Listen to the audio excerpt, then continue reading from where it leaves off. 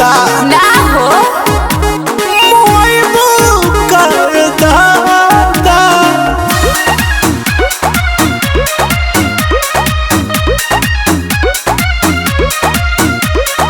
दूधाओ से गोर तू तो बाड़ुए सुगनिया अच्छा चमके बदन जैसे सोनामा के पनिया सचो अरे दूधाओ से गोर तू तो बाड़ुए सुगनिया अरे वो तो हम हईले हई चमके बदन जैसे सोनामा के पनिया तोहर पतारी कमर करे लपला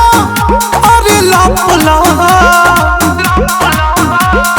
हंसलू तो मधु चुए टप टप एगोरी टप टप हंसलू तो मधु चुए टप टप ए सोना टप टप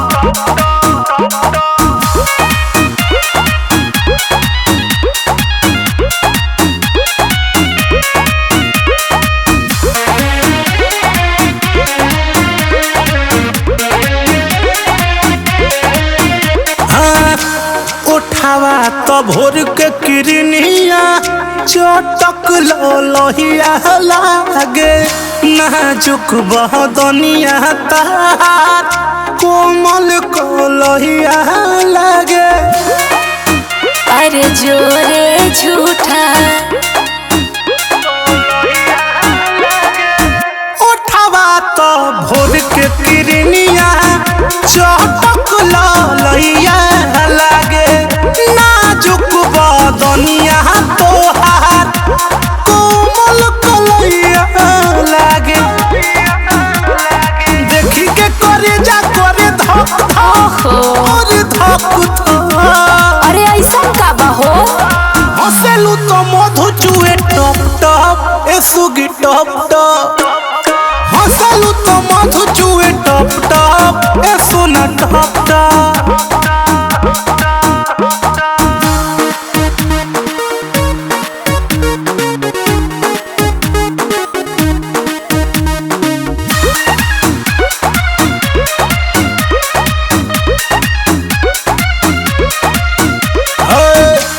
पौआ के पायल ताहार गोरिया हो जब जब बाजे सुनी के व्याकुल मनवा